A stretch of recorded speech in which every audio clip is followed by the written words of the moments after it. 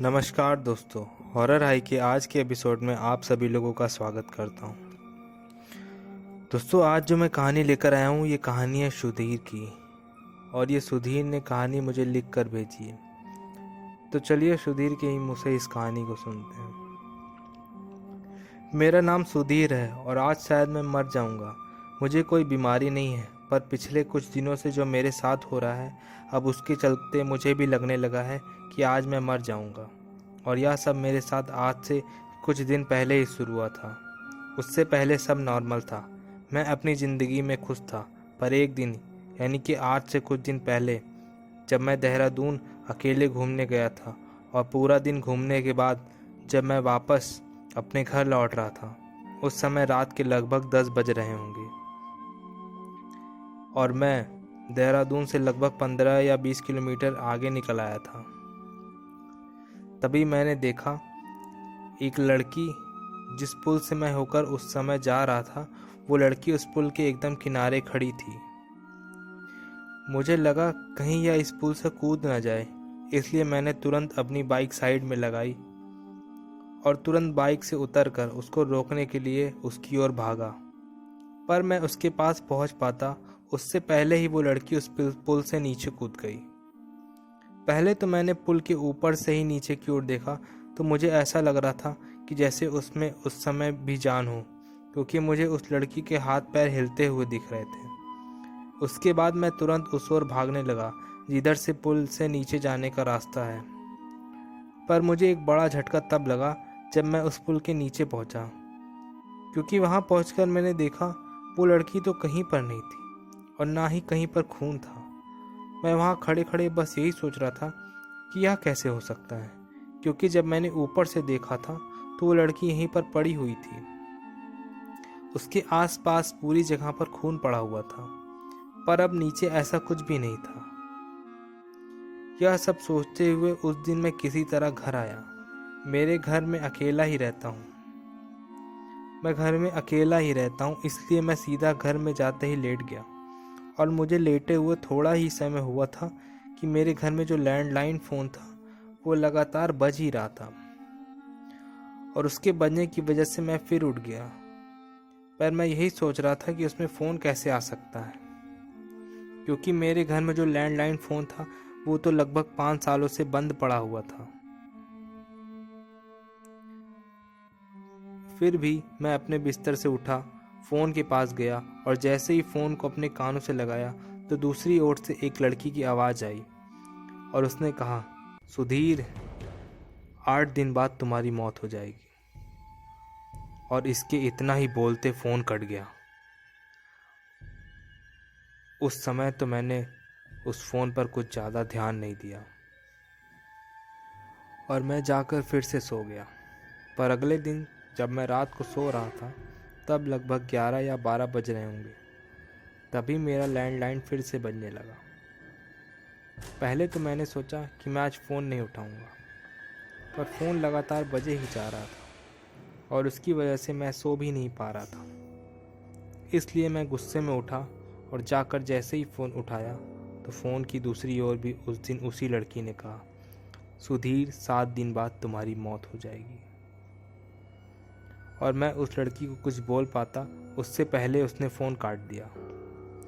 उसने फ़ोन तो काट दिया था, पर अब मेरी नींद पूरी तरह से उठ चुकी थी, क्योंकि 5 साल से बंद फ़ोन पर 2 दिन से रोज़ रात को फ़ोन आ रहा था।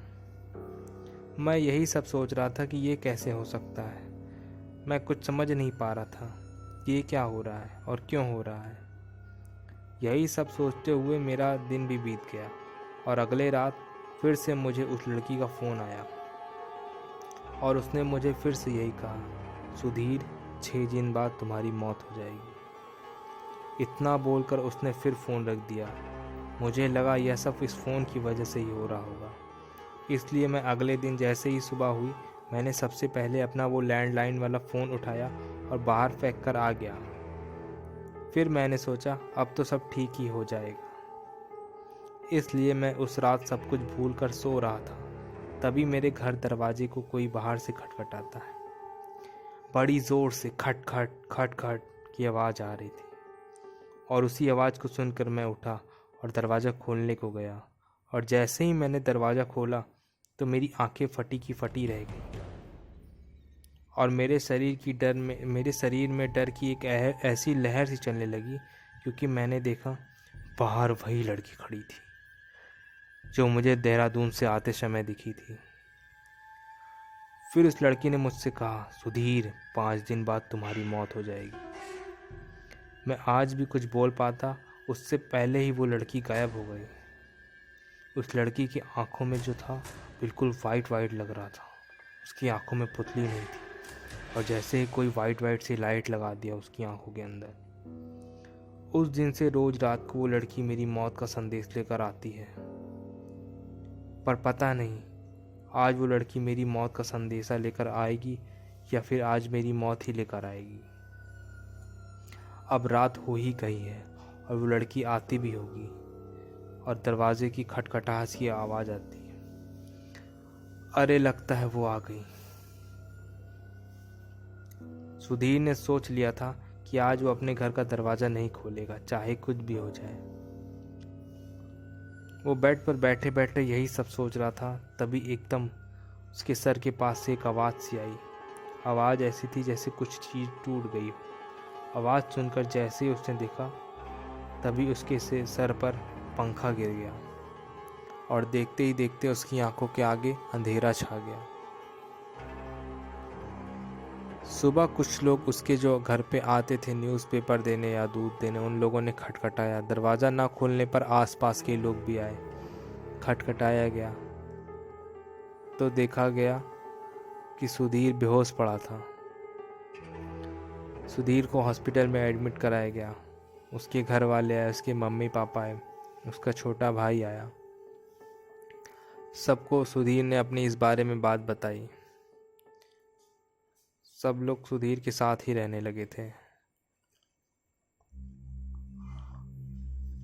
और कुछ ही दिनों तक सब कुछ ठीक चल रहा था। लेकिन जैसे उस लड़की ने बोला था 8 दिन बाद सुधीर बाइक से कहीं घूमने निकलता है। उस दिन के बाद से उसको कोई भी लड़की और फ़ोन नहीं आया था। बाइक से निकलते हुए एक सुनसान रास्ते पर जैसे ही सुधीर जाता है, उसकी गाड़ी में पता नहीं कैसे डिसबैलेंस हो जाता है, और उसकी गाड़ी और वो दोनों जाके खाई में गिर जाते हैं, और उसकी मौत हो ही जाती है। ये कहानी मुझे सुधीर के छोटे भाई ने हितेश ने भेजी है, जो कि एक सच्ची घटना पर आधारित है। तो दोस्तों, आज की कहानी यही थी। ये कहानी आप लोग को कैसी लगी कमेंट करके बताइएगा, और चैनल को ज़्यादा से ज़्यादा सब्सक्राइब करिएगा। आप लोग चैनल को सब्सक्राइब नहीं करते हैं। ऐसे ही हॉरर और मिस्टीरियस वीडियो देखने के लिए मेरे चैनल को सब्सक्राइब करें। आपका दिन शुभ हो।